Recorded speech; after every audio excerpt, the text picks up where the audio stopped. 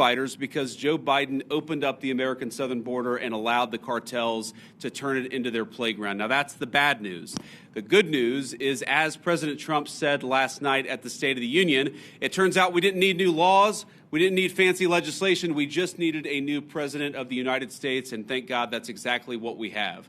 And I will say that the most heartening message that I take away from my visit here at the Texas border is the number of Border Patrol agents who have come up to me and said thank you, or said because of this, we've cut the number of border crossings from 1,500 a day to 30 a day. Or the people who have come up and said we've seen a reduction, an 85% of the number of people who are dying at the American southern border. And every single day that we continue to keep this border safe, that means less migrant crime, that means less fentanyl coming into our communities, that means more safety and security for the people of the United States of America. And of course, we know the border problem, the border crisis under Biden's administration was a national crisis, but it acutely affected the communities right here. And I've already heard heartbreaking stories of people who are still picking up the pieces, local mayors who are still dealing with the budgetary consequences of what the Joe Biden administration allowed to happen at the American southern border. And that, too,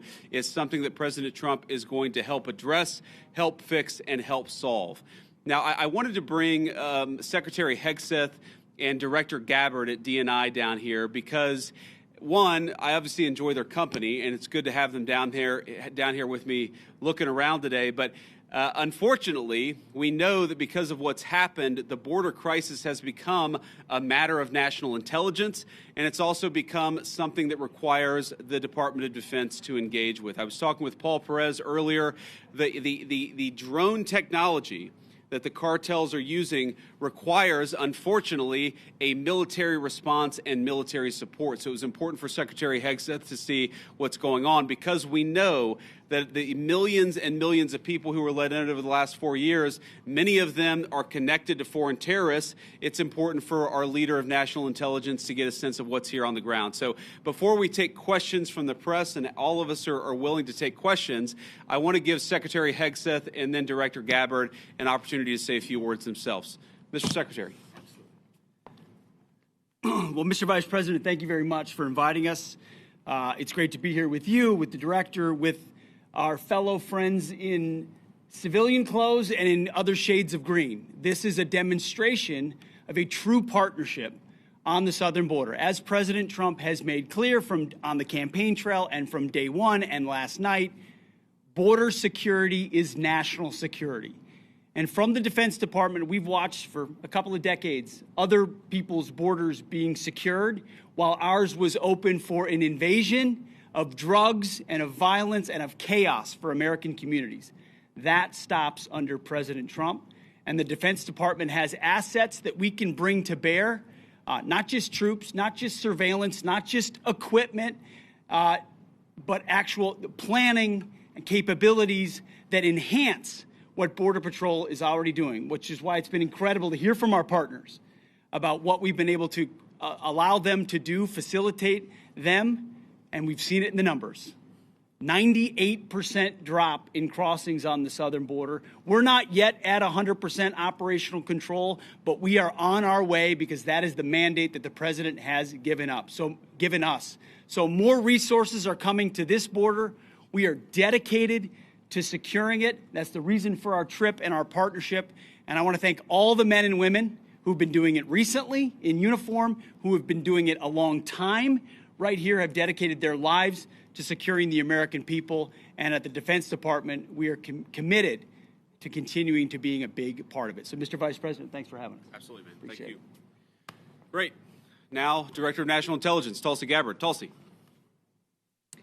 Thank you, Mr. Vice President, for your leadership in bringing the country's attention to what has been happening here at the border and the significant change that has already occurred under the short time that President Trump has been in office. Really, what you're seeing here today and what you'll continue to see is a unified effort across President Trump's national security team, the Department of Homeland Security, towards our mission, which is to ensure a safe, free, and prosperous society for Americans. As Director of National Intelligence, there are a number of areas where we are focused. The president talked about in his speech, over 21 million people have come across our borders illegally under Joe Biden's administration. There are many of them that we don't know who they are. They have not been vetted. We don't know where they are. I'll give you one quick example of one of the problems that we are getting after.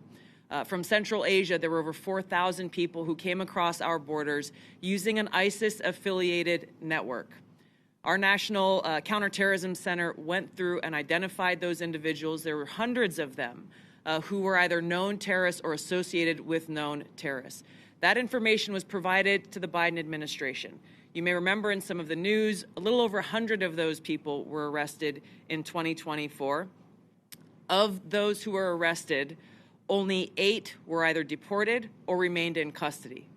Only 8. The rest of them were released back into our country. Where are they? What are they doing? What may they be plotting? This is just the beginning. There are many, many areas that we need to stay very focused on, working with Department of Homeland Security, working with the FBI to ensure that we're keeping the American people safe. Our Counterterrorism Center is working on making sure that we have that single source for vetting so that we can figure out who is actually in our country and identify those who pose a threat and get them removed. The president's designation of the cartels as foreign terrorist organizations falls directly into this, especially as we're seeing some of the tactics that these cartels are using reflect some of the tactics that we've seen used by Islamist terrorists in countries that many of us have served in overseas. Our mission is very clear. Our objective is to keep the American people safe. I'm grateful to be a part of this team that President Trump has assembled to accomplish that mission. Thank you. Great. So before I take questions, let me just say 2 final things. First of all, the reason why we've seen, as Pete said, a 98% reduction of border crossings, the reason why this particular site has gone from over 1,500 crossings per day to 30 crossings per day is because President Trump has empowered and, in fact, demanded that his whole government take the task of border control seriously. And that's exactly what we're doing. And of course, and this leads to my final point before we take questions, it is impossible to do without the men and women on the ground who are actually doing the hard work. They just want to be empowered to do their jobs. President Trump has made that possible. So from the bottom of my heart and for a grateful nation, to every person I've met here today, thank you for working hard on the American people's business. It's been an honor to be with you. It's been an honor to see what you do, and we're going to keep on supporting you over the next 4 years. Congressman Gonzalez, thank you for being here, and thank you for your leadership. And now we'll take some questions from reporters. Sir. So, as you guys have been exemplifying for today that border crossings are down, a lot of attention has been turned to the interior since obviously there's been a lot of illegal immigrants. What is, in your opinion, the biggest obstacle to actually carrying out President Trump's mass deportations? Even though, yes, like apprehensions and arrests and deportations have gone up in his first month, but a lot of people are expecting a bigger capacity for deportation. So what's the biggest hurdle? So let me say a few things about that. So first of all, Rome wasn't built in a day. And we have seen pretty significant increases in deportations and apprehensions and arrests. But we have to remember that President Biden gutted the entire immigration enforcement regime of this country. We are trying to rebuild so that we actually empower people to enforce the immigration laws of the American people. It is common sense. It's what the American people want us to do. There are a couple of other things that we're working on. And I don't want to get ahead of any public announcements, but one of the ways that we want to make sure that we're enforcing our border is that we make it easier for people who are here illegally to go back home of their own accord. We don't want to have to go around and arrest every person, but we will enforce the American people's immigration laws. If you're here illegally, the message from our administration is you should go back home, and if you want to come to the United States, apply through the proper channels. That's an important thing that we're doing. And the final thing is this costs money. One of the most important parts of the president's reconciliation priorities is, of course, tax reform on the one hand, and on the other hand, making sure that we get proper resources so that we can pay for the flights, and we can pay for the detention centers, and we can pay for all the components necessary to ensure that we're re-migrating illegal immigrants back to their country of origin. I guarantee it is a part of the president's priorities. We'll keep on working on it. We've made a lot of progress, but we're going to keep on working on it over the remainder of the president's term. Yeah, go ahead. Mr. Vice President, I want to ask you about border wall and tariffs. But first on the border wall, how do you and the president... Could you say your outlet, by the way, when you guys ask questions? Yeah, Reagan Reese, Daily Caller. Thank you. How do you and the president define success this term with the border wall, and how much of the southern border wall needs to be walled off before Trump leaves office? Well, look, I think the president's hope is that by the end of the term, we build the entire border wall. And of course, that's the physical structure of the border wall itself. But we even heard today, there are so many good technological tools, so many great artificial intelligence enabled technologies that allow us, for example, a camera, not a person, but a camera picks up somebody 2 miles away who's about to come across the southern border. Maybe it's livestock, right? Maybe it's a critter in the desert. Maybe it's a human being with a weapon on their back. We're using artificial intelligence to make us better at the job of border enforcement, but we've got to make sure that technology is deployed across the entire American southern border. We're going to do it as much as we can, as broadly as we can, because that's how we're going to protect the American people's security. Yeah, go ahead. Last time they were paused because they deployed 10,000 troops to the border. What can they do this time to make the tariffs go away? Well, what the president has said is we need a sustained commitment from the government of Mexico to take the job of border security seriously.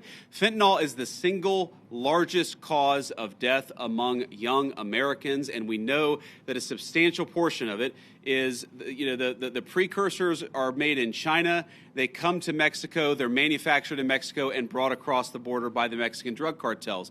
We want to see fewer Americans dying of these terrible fentanyl overdoses when we're going to apply as much leverage as possible to the Mexican government as possible. In some ways, look, the president obviously cares deeply about the American people. He serves the American people first. I actually think he's doing a huge favor to the people of Mexico, because if they don't get control of these cartels, the people of Mexico are going to wake up in a narco state where the cartels have more power than their own government. President Trump is trying to help. The Mexican government needs to take this issue of immigration enforcement seriously. In the back, yeah. Mr. Vice President, Ali Bradley, News Nation. So since the designation of the cartels as terrorists, does that give the United States the green light to go into Mexico and to strike them there? I mean, right now, obviously, they've struck in the Houthis in Yemen. So why not, when we've seen cross-border violence, go after them in Mexico? And then my second question is about a designation. I'll follow up on these. Go ahead and ask the second question. Why isn't the Juarez/La Línea cartel designated when it's in one of the most deadliest places on the planet? Juarez has been designated as one of the deadliest cities. It's right across from El Paso. We've talked to community leaders. They say we know Juarez cartel's operating in the U.S. and so are their affiliates. We don't even want to talk about it out loud, though, because then we'll put a target on our back. They're scared. Border Patrol even thought they were designated, but they're not.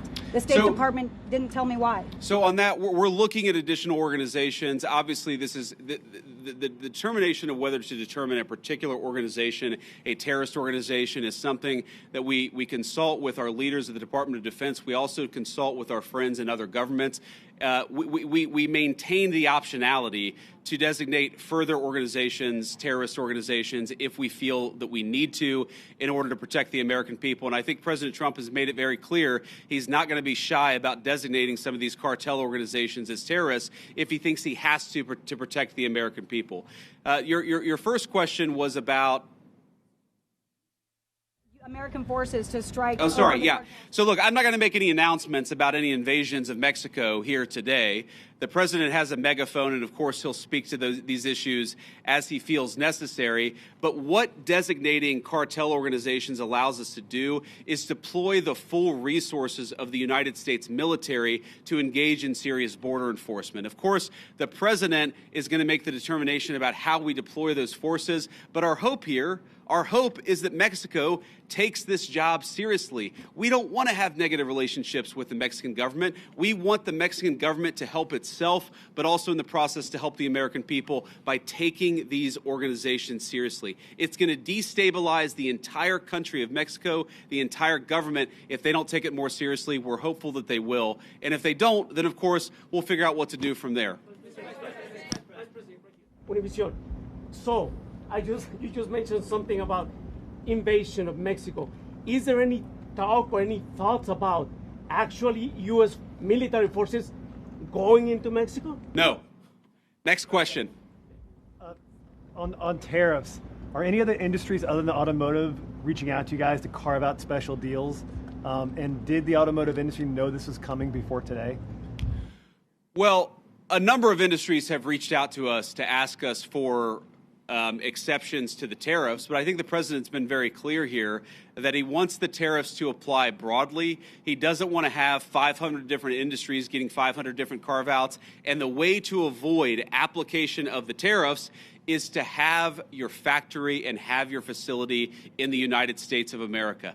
That is the way. Invest in America. That is how you will avoid being penalized by these tariffs. Sir. Vice President, KSAT 12, John Paul Barajas. You've been talking about the improvements that your administration has done here with the crossings. Can you talk about the decline prior to President Trump taking office under the Biden administration? Well, I think like so many Americans, apparently members of the Mexican drug cartel figured out in November and December after the election that Joe Biden was asleep at the wheel and they had to be dealing with the then president-elect and now president. If you look at what drove the declines before the inauguration, people will tell you they knew that Donald Trump was coming back into office. They knew he was going to take border enforcement seriously. And so they were already getting ahead of actually cutting down those illegal crossing numbers. We saw that from the Mexican government, of course, because we were threatening some economic sanctions against them. But we also saw it from the cartels themselves. And even today, because, of course, it doesn't, it takes a little time to get from the deepest parts of Central America to the American southern border. What we often find is that there are massive numbers of illegal immigrants who have already started to make the trek and have decided, you know what, because Donald Trump's president, we're going to go back home. We heard today about a Honduran group of migrants who decided they're just going to go back home because they recognize that under Donald Trump's leadership, we take border enforcement seriously. Thank you all. Take care.